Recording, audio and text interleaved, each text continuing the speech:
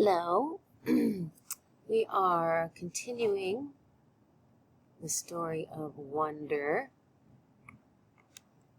and we have gotten to the sad part where Daisy has died, and they have come to terms with that, and Augie and Bia are kind of making amends. They're apologizing to each other, and they realize that they still love each other even though they fight. And now let's continue to the play that Bia is involved with. Let's see how that is progressing. All right, Understudy. Oh, that means somebody who practices a part, even though they only get to perform if the main character, person who's acting in the main character part, is sick. So here we go, Understudy. Via brought home 3 tickets to her school play a few days after Daisy died. We never mentioned the fight we had over dinner again. On the night of the play, right before she and Justin were leaving to get to their school early, she gave me a big hug and told me she loved me and she was proud to be my sister. That's nice. This was the first time in Bia's new school. This was my first time in Bia's new school. It was much bigger than her old school, and 1,000 times bigger than my school. More hallways, more room for people. The only really bad thing about my bionic Lobot hearing aids was the fact that I couldn't wear a baseball cap anymore. In situations like these, baseball caps really come in handy. Sometimes I wish I could still get away with wearing that old astronaut helmet I used to wear when I was little. Believe it or not, people would think seeing a kid in an astronaut helmet was a lot less weird than seeing my face. Well, anyway, I kept my head down as I walked right behind Mom through the long, bright hallways. We followed the crowd to the auditorium, where the students handed out programs at the front entrance. We found seats in the 5th row, close to the middle. As soon as we sat down, Mom started looking inside her pocketbook. "I can't believe I forgot my glasses," she said. Dad shook his head. Mom was always forgetting her glasses, or her keys, or something or other. She's flaky that way. "You want to move closer?" said Dad. Mom squinted at the stage. "No, I can see okay." "Speak now or forever hold your peace," said Dad. "I'm fine," answered Mom. "Look, there's Justin," I said to Dad, and pointed out Justin's picture in the program. "That's a nice picture of him," he answered, nodding. "How come there's no picture of Via?" I said. "She's an understudy," said Mom. "But look, here's her name." "Why do they call her an understudy?" "Oh, they're going to explain it." I asked. "Wow, look at Miranda's picture," said Mom to Via. "I don't think I would have recognized her." "Why do they call her an understudy?" I repeated. "It's what they call someone who replaces an actor if he can't perform for some reason," answered Mom. "Did you hear Martin's getting remarried?" Dad said to Mom. "Are you kidding me?" Mom answered, like she was surprised. "Who's Martin?" I asked. "Miranda's father," Mom answered. And then Dad said, "Who told you?" "I ran into Miranda's mother in the subway. She's not happy about it. He has a new baby on the way and everything." "Wow," said Mom, shaking her head. "What are you guys talking about?" I said. "Nothing," answered Dad. They always say that when they're talking about grown-up things. "Nothing." Let's see. "But why do they call it an understudy?" I said. "I don't know, Augie Doggie," Dad answered. "Maybe because the actors kind of study under the main actor or something. I really don't know." I was going to say something else, but then the lights went down. The audience got very quiet very quickly. "Dad, can you please not call me Augie Doggie anymore?" I whispered in Dad's ear. Dad smiled and nodded and gave me a thumbs up. The play started. The curtain opened. The stage was completely empty except for Justin, who was sitting on an old rickety chair, tuning his fiddle.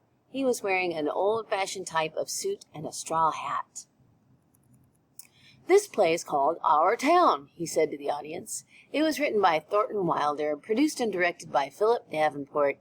The name of the town is Grover's Corners, New Hampshire, just across the Massachusetts line, latitude 42 degrees, 40 minutes, longitude 70 degrees, 37 minutes.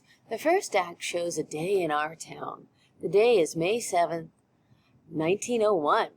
The time is just before dawn. I knew right then and there that I was going to like the play. It wasn't like other school plays I've been to, like The Wizard of Oz or Cloudy with the Chance of Meatballs. No, this was grown-up seeming, and I felt smart sitting there watching it.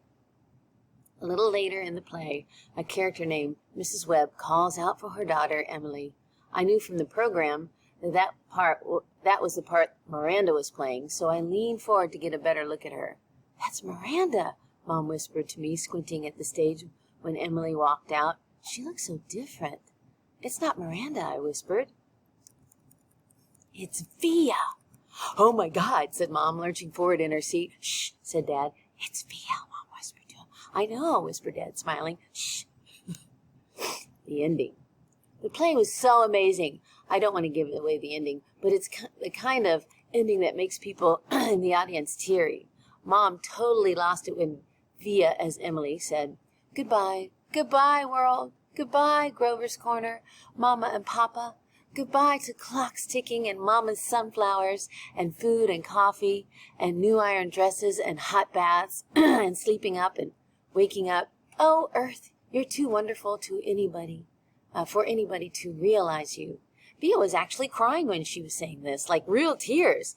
I could see them rolling down her cheeks. It was totally awesome. After the curtain closed, everyone in the audience started clapping. Then the actors came out one by one. Via and Justin were the last ones out, and when they appeared, the whole audience rose to their feet. "Bravo!" I heard Dad yelling through his hands. "Why is everyone getting up?" I said. "It's a standing ovation," said Mom, getting up. So I got up and clapped, and I clapped until my hands hurt. For a second, I imagined how cool it would be to be Via and Justin right then, having all those people standing up and cheering for them. I think there should be a rule that everyone in the world should get a standing ovation at least once in their lives. I agree. I've had that when I was a musician, and it's very nice. Finally, after I don't know how many minutes, the line of actors on stage stepped back and the curtain closed in front of them. The clapping stopped and the lights went up and the audience started getting up to leave. Me and Mom and Dad made our way to the backstage. Crowds of people were congratulating the performers, surrounding them, patting them on the back. We saw Via and Justin at the center of the crowd, smiling at everyone, laughing and talking. "Via!" shouted Dad, waving as he made his way through the crowd. When he got close enough, he hugged her and lifted her off the floor. "You are amazing, sweetheart."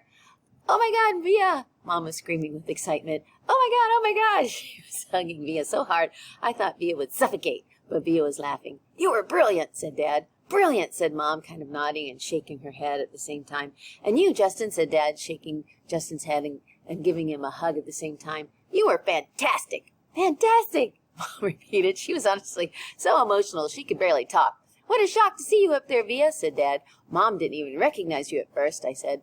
I didn't recognize you," said Mom, her hand over her mouth. "Miranda got sick right before the show started," said Via, all out of breath. "There wasn't even time to make an announcement. I have to say she looked kind of strange because she was wearing all this makeup, and I've never seen her like this before. And you just stepped right out there at the last minute," Dad said. "Wow!" "She was amazing, wasn't she?" said Justin, his arm around Via. "There wasn't a dry eye in the house," said Dad. "Is Miranda okay?" I said, but no one heard me. At that moment, a man who I think was their teacher came over to Justin and Via, clapping his hands. "Bravo! Bravo!" Justin and Olivia and Justin. He kissed Via on both cheeks. "I flubbed a couple of lines," said Via, shaking her head. "But you got through it," said the man, smiling ear to ear. "Mr. Davenport, these are my parents," said Via.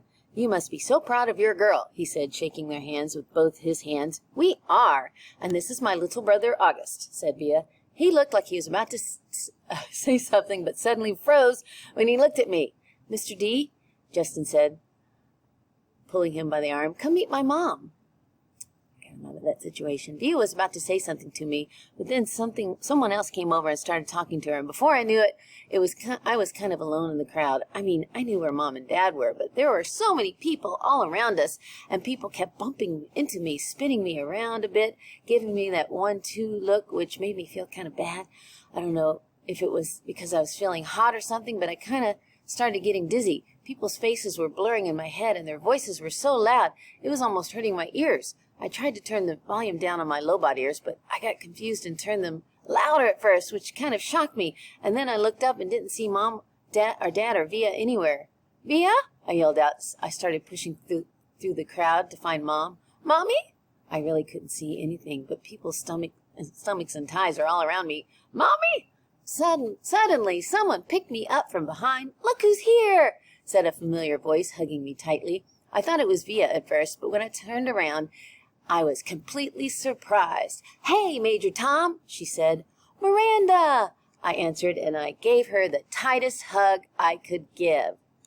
All right, we'll leave it there where Miranda saves the day. Until next time.